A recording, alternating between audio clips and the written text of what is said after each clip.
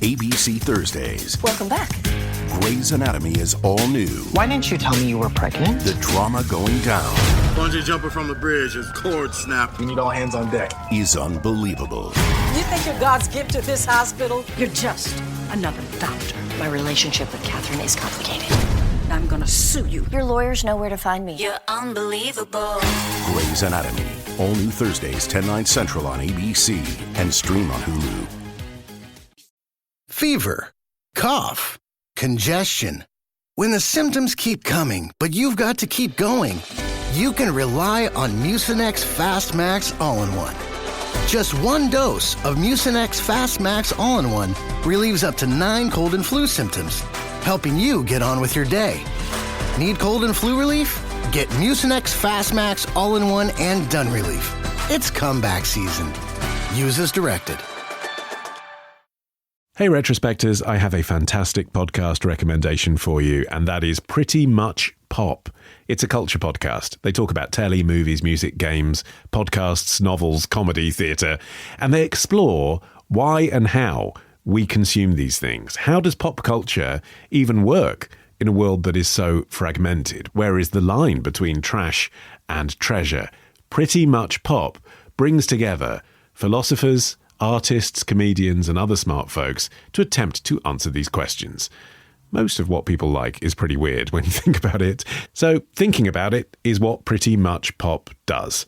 You can find Pretty Much Pop, a culture podcast, wherever you're listening to this, or at prettymuchpop.com. It's October 7th, 1977, and another remarkable event is about to be uncovered by Ariel, Rebecca, and Ali, the Retrospectors. In the 1970s, the residents of the Suffolk town of Felixstowe were used to seeing Swedish visitors thanks to a direct ferry service connecting it with Gothenburg. But they weren't used to Swedes in the format they appeared trotting down a gangway today in history in 1977, when every single passenger on the ferry was an identical twin. Yeah, they ranged in age from between 11 and 80, and the whole thing was devised by Sune Dahlström, who was also a twin himself, and it came as part of a project called the Swedish Twin Register, which was devised at the Karolinska Institute in Stockholm, and the visit was designed to look into links between the environment and basically just twinny behaviour. So the group had cruised to Suffolk aboard the Tour Scandinavia before being let out and encouraged to just go and spend their money in Felixstowe's shops. And as the twins disembarked, this was the funniest thing about it, they were all dressed in matching outfits. But, crucially, the researchers were interested in whether the siblings would then pick similar or different clothing for themselves and whether they'd exhibit some kind of individuality or whether their behaviours would remain relatively identical in Felixstowe, for reasons that we just don't know. The annals of science do not quite communicate why we are here, but that's what they were looking into. Well, I think that ferry from Gothenburg may have had something to do with it, to be honest. I think there's just not much imagination beyond the idea of let's get 90 twins to get off a ferry and see what happens. I mean, it's sort of internet level kind of awareness of a visual prank in a way, isn't it, for the people of Felixstowe in 1977? I mean, I know, as you say, they're used to seeing Swedish day trippers, but Swedes look pretty exotic in Felixstowe anyway, never mind matching ones. Right. Dozens of them. So this must have been quite exciting for the people of Felixstowe, but I do question, really how serious the science was, but not for the institute involved. The Karolinska Institute remains kind of the home of twin research around the world, really. And I think, honestly, that's what this was. This was a press stunt, wasn't it? This was a way of announcing to the world, because, the BBC was there and got the pictures, we are the home of twin research.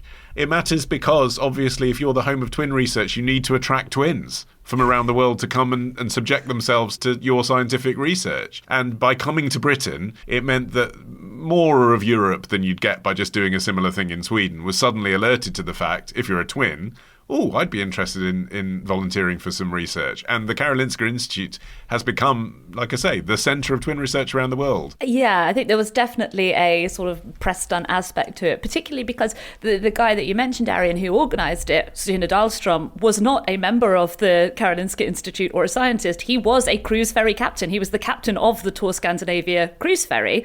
And you mentioned he was a twin. His twin was a captain of another ship on the same Of course he was. lines. Had to be. Yeah. Why wasn't constantly on this trip. That's the part I couldn't get my head around. I was like, bring the captain's brother onto the ship, for goodness sake. Make them wear matching captain's outfits. Make them go shopping in Felixstowe with all of the others. He did not get the idea because he had a deep interest in the science of twins from being a twin. He said he got the idea after a dream in which identical twin sisters were riding identical twin horses. And suddenly he brought that to the Karolinska Institute, and they were like, yes, a shopping day trip to Felixstowe out of this, please. And they only spent a grand total of 4 hours, in Felixstowe. So, they weren't conducting some serious science here. The visit was covered in the press. The Wolverhampton Express and Star alluded to a number of seaboard romances, which I just wish we knew more about. Yeah. Yeah, I mean, it's just something that's always been fascinating to people, hasn't it? You see it in art, where twins obviously represent the dualistic nature of humans. They are around 3% of natural births. So most people know a twin. So it's the kind of thing where most people aren't twins, but most people have encountered twins, and it's always sparked interest. But it really sort of hit its stride. Content warning, eugenics coming up. In the Victorian era, when Francis Galton, who was an early geneticist, and relative of Charles Darwin, were they separated at birth? Right. Published an influential paper called The History of Twins that explored all of the factors influencing physical and psychological development. And Galton's work was really highly influential on a guy who would later become a professor of genetics called Ottmar von Verschuer. Sounds evil. He was Joseph Mengeler's teacher. Called it.